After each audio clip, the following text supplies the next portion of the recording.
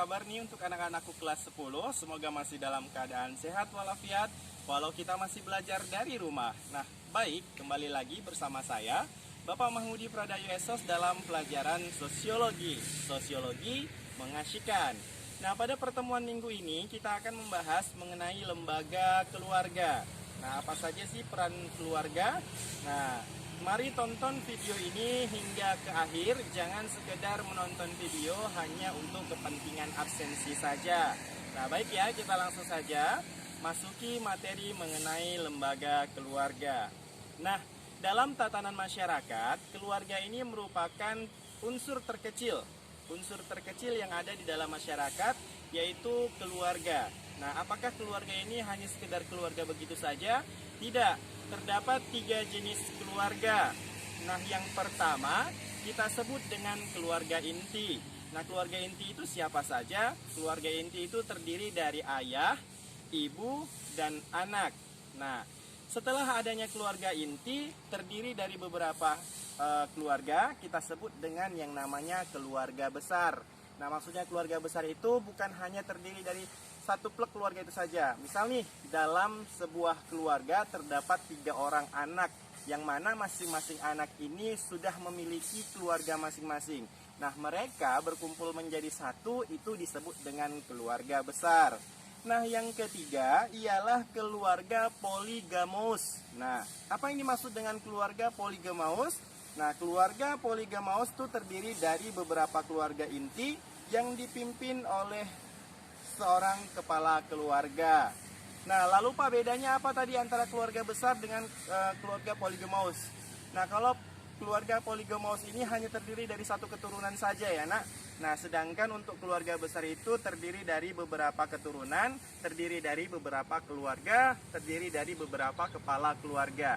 Jadi konteksnya keluarga besar dengan keluarga poligamos itu lebih besar lagi keluarga besar. Karena kalau poligamos memang dia keluarga besar tetapi hanya terdiri dari satu kepala keluarga. Oke, itu merupakan jenis-jenis dari jenis keluarga ya. Nah, sekarang kita akan membahas mengenai proses terbentuknya keluarga. Proses terbentuknya keluarga ini melalui perkawinan yang sah, melalui adat, melalui agama. Nah, caranya mereka harus melewati beberapa tahapan. Tahapan yang pertama ialah adanya interaksi antara satu individu dengan individu lain yang menjalin sebuah hubungan. Setelah itu, tahapan selanjutnya, ketika mereka sudah melakukan hubungan yang berulang-ulang, maka mereka diikat dengan status yang namanya pernikahan. Nah, tahapan yang ketiga ialah ketika mereka sudah melakukan yang namanya pernikahan, kemudian mereka memiliki seorang anak. Nah, inilah disebut dengan keluarga. Karena apa? Karena mereka sudah masuk ke dalam tatanan keluarga inti, yaitu yang terdiri dari ayah, ibu, dan anak. Nah, itu merupakan proses terbentuknya keluarga. Nah, selanjutnya ketika mereka sudah menjadi sebuah keluarga, apa sih tujuan dari keluarga itu? Nah, tujuan keluarga yang pertama ialah untuk mendapatkan keturunan. Setiap mereka yang melakukan pernikahan pasti yang diinginkan pertama ialah keturunan. Nah, kenapa mereka ingin mendapatkan keturunan?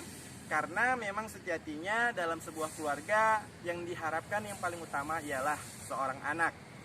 Kemudian yang kedua ialah meningkatkan derajat dan status keluarga. Jadi dalam pernikahan ini, status seseorang itu bisa mengalami kenaikan atau penurunan. Nah, contoh nih, kalau kita belajar tentang stratifikasi, yang dulunya dia berada di kelas bawah karena dia menikah dengan seorang pengusaha, kemudian dia menjadi seorang kelas atas, berarti pernikahannya inilah yang menyebabkan dia menjadi kelas atas. Nah, ini dia maksud yang kedua tadi ialah meningkatkan derajat atau status seseorang. Nah, yang ketiga tujuannya ialah mendekatkan kembali hubungan-hubungan yang sudah renggang. Nah, jadi kalau seandainya udah menjadi satu keluarga, maka yang kekerabatan hanya sebagai teman saja bisa lebih akrab lagi, bisa lebih terjalin lagi silaturahminya antara satu dengan yang lainnya. Nah, untuk yang keempat ialah agar harta warisan tidak jatuh kepada orang lain. Kenapa demikian? Karena sejatinya ketika mereka yang memiliki harta, kemudian mereka meninggal dunia, harta ini akan jatuh kepada keluarga. Yang diutamakan ialah kepada anak. Contohnya, kalau dalam agama, setengah bagian dari harta jatuh kepada anak laki-laki, sedangkan untuk anak perempuan 1/4-nya. Nah, itu merupakan tujuan mereka untuk melakukan yang namanya keluarga. Nah, yang selanjutnya ialah bentuk-bentuk perkawinan. Nah, apa saja sih bentuk-bentuk perkawinan itu? Nah, kita akan bahas secara mendetail. Nah, yang pertama ialah bentuk perkawinan menurut jumlah suami atau istri. Nah, yang pertama ialah monogami. Apa arti dari monogami? Monogami ini ialah mereka yang memiliki pasangan, suaminya satu, istrinya satu. Nah, ini disebut dengan monogami, yang mana monogami ini merupakan keluarga yang biasanya layak terjadi pada masyarakat. Nah, kemudian yang kedua ialah poligami. Nah, kalau seandainya saya tanya sama anak-anak, apa sih yang dalam pikiran kalian mengenai poligami? Pasti jawabannya adalah laki-laki yang menikah lebih daripada satu istri. Nah, sebenarnya salah. Nah, poligami ini adalah jumlah atau perkawinan yang mana laki-lakinya itu ya bisa dia lebih daripada satu, yang perempuannya juga bisa lebih daripada satu. Nah, kalau kita bahaskan spesifikasinya, yang pertama ialah poligini. Nah, poligini ini merupakan seorang laki-laki yang beristri lebih dari satu. Nah, namanya poligini, bukan poligami. Sedangkan poligami ini merupakan perkawinan yang mana jumlah istri atau suaminya itu lebih daripada satu. Tetapi kalau misalnya ini ya, laki-laki menikah lebih dari satu istrinya, itu disebut dengan poligini. Dah. Kemudian yang kedua yaitu poliandri. Nah, maksudnya apa yang dimaksud dengan poliandri? Poliandri ini apabila perempuan menikah lebih daripada satu laki-laki, alias suaminya itu dua atau lebih. Nah, perempuan ini disebut dengan poliandri. Dah? Jadi saya tekankan sekali lagi, poligami itu bukan laki-laki yang memiliki dua istri, melainkan poligami itu merupakan nama perkawinannya, yaitu laki-laki dan perempuan memiliki lebih dari satu pasangan. Kalau laki-laki disebut dengan poligini yang memiliki dua istri atau lebih, sedangkan yang perempuan disebut dengan poliandri atau yang memiliki dua suami atau lebih. Nah, itu merupakan jenis perkawinan dari jumlah suami atau jumlah istrinya. Nah, yang kedua ialah berdasarkan asal-usul suaminya. Nah, kalau seandainya asal-usul suami dan istri ya, bukan asal-usul suami aja, tapi juga istri. Nah, terdiri dari beberapa bentuk pernikahan. Yang pertama ialah endogami. Nah, arti dari endogami itu apa? Ialah perkawinan di lingkungan sendiri. Misalnya nih orang paket D nikah sama orang paket D. Nah, itu disebut dengan pernikahan endogami karena mereka berasal dari wilayah yang sama atau berasal dari lingkungan yang sama. Nah, kemudian yang kedua ialah eksogami. Nah, apa arti dari eksogami? Eksogami ialah perkawinan yang dilakukan di luar lingkungan. Contohnya saya berasal dari Bagan Batu menikahi seorang istri yang berasal dari Dumai. Nah, berarti pernikahan kami ialah pernikahan eksogami karena sudah berbeda lingkungannya. Oke ya. Nah, yang ketiga ialah menurut hubungan kekerabatan. Kalau menurut hubungan kekerabatan, jenis pernikahan itu terbagi menjadi dua, yaitu yang pertama adalah cross cousin atau sepupu silang. Nah, maksudnya yaitu perkawinan antara saudara sepupu Nah, jadi kalau seandainya ada nih kalian menikah dengan sepupu kalian sendiri, kalian menikah sama anaknya paman misalnya kayak gitu. Nah, itu disebut dengan cross cousin. Nah, tapi kalau pernikahan seperti ini keluarganya nggak besar nanti. Kenapa? Karena keluarganya itu aja. Nah, yang kedua yaitu parallel cousin. Nah, parallel cousin itu adalah sepupu sejajar. Nah, yaitu perkawinan antara pria dan wanita di mana ayah dan ibu mereka bersaudara.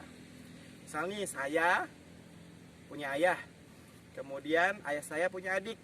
Nah, saya menikah dengan anak dari adiknya ayah saya.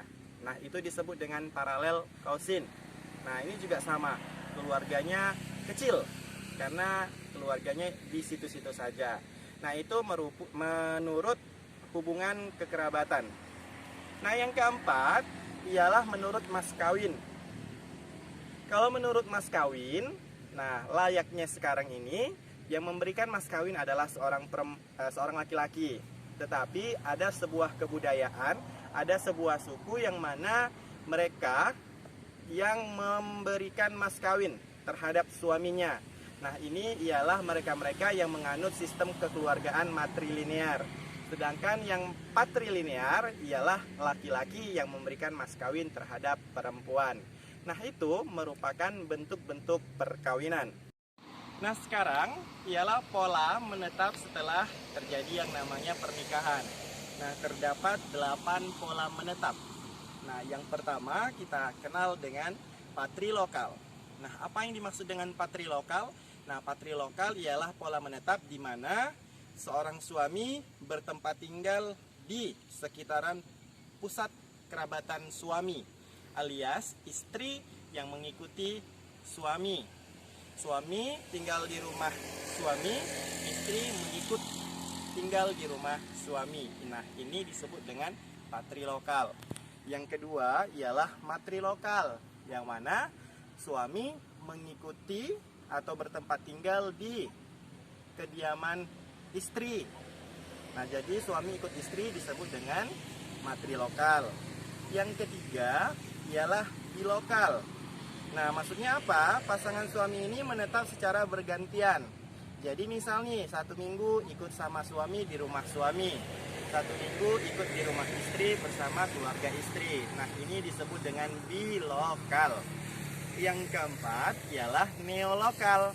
Nah, apa yang dimaksud dengan neolokal? Nah, neolokal adalah pasangan suami istri menetap secara di tempat baru. Nah, jadi misalnya saya orang Bagan Batu, istri saya orang Dumai. Nah, kami tinggal di Pekanbaru. Nah, kalau demikian berarti kami dari pola menetap kami ialah neolokal karena kami bukan menempati di salah satu daerah kami, melainkan kami menempati tempat baru. Nah, itu disebut dengan neolokal. Yang kelima adalah afunkulokal. Apa yang dimaksud dengan afunkulokal? Nah, afunkulokal ini merupakan pasangan suami istri menetap di rumah saudara laki-laki. Jadi misalnya nih, saya menikah dengan istri saya, kemudian saya tinggal di rumah kakak saya, rumah saudara laki-laki. Nah, itu disebut dengan afunkulokal. Yang keenam ialah natalokal. Natalokal ialah suami dan istri tidak tinggal di tempat yang sama, tetapi di tempat tinggal kelahiran masing-masing. Nah, contoh nih, saya orang Bagan Batu, tapi saya lahirnya di Perbaungan, istri saya orang Dumai. Nah, ketika kami melakukan pernikahan, saya tidak tinggal di Bagan Batu, saya tidak tinggal di Dumai, tapi saya tinggal di tempat kelahiran saya. Nah, itu kita sebut dengan natalokal. Nah, saya balik ke Perbaungan. Nah, Perbaungan itu jadi tempat tinggal saya. Nah, berarti saya mengalami atau memilih untuk menetap di natalokal, di daerah kelahiran saya. Oke ya. Yang ketujuh ialah putrolokal. Nah, putrolokal merupakan pasangan suami istri bebas menentukan tempat tinggalnya, mau di mana saja dia, mau ngikut suami, mau ngikut istri, mau di tempat saudara, mau di tempat yang baru, di tempat kelahiran dan sebagainya, bebas. Nah, ini disebut dengan putrolokal. Dan yang kedelapan, yang terakhir ialah common lokal. Apa yang dimaksud dengan common lokal? Nah, common lokal ini suami istri bertempat tinggal dalam kelompok yang terdiri dari orang tua kedua belah pihak. Nah, misalnya ya, saya orang Kencana, istri saya orang Kencana, mama saya di Kencana, mertua saya di Kencana, dan kami tinggalnya di Kencana. Tapi kami tidak berada di rumah yang sama, kami beda rumah. Nah, ini disebut dengan common lokal. Ada rumah mertua, ada rumah orang tua saya, dan ada rumah saya. 3 rumah, kami dalam satu lingkungan yang sama. Nah, ini disebut dengan common lokal. Nah, itu merupakan pola menetap setelah terjadinya perkawinan. Nah, selanjutnya ialah fungsi keluarga. Terdapat 7 fungsi dalam keluarga. Yang pertama ialah fungsi reproduksi, di mana ini merupakan tujuan salah satu berkeluarga ialah memiliki yang namanya keturunan. Nah, dalam keluarga bisa terjadi yang namanya fungsi reproduksi. Yang kedua ialah fungsi sosialisasi. Nah, ini yang disebut dengan orang tua ialah madrasatul ula bagi setiap anaknya. Kenapa? Karena orang tua merupakan proses atau agen sosialisasi yang pertama untuk anaknya. Jadi baiknya anak itu tergantung dari sosialisasi yang diberikan oleh orang tua. Yang ketiga ialah fungsi afeksi. Nah, apa yang dimaksud dengan afeksi? Nah, afeksi ialah kasih sayang. Nah, jadi kasih sayang yang dicurahkan oleh orang tua kepada anaknya ini merupakan salah satu fungsi keluarga, yaitu afeksi. Nah, kalau seandainya seorang anak tidak mendapatkan kasih sayang penuh, maka akan terjadi yang namanya penyimpangan terhadap anak. Nah, maka kasih sayang sangat diperlukan bagi seorang anak. Yang keempat ialah fungsi ekonomi. Maksudnya gimana fungsi ekonomi? Jadi semua kebutuhan dari seorang anak, dari seorang istri dan sebagainya harus dipenuhi oleh kepala keluarga.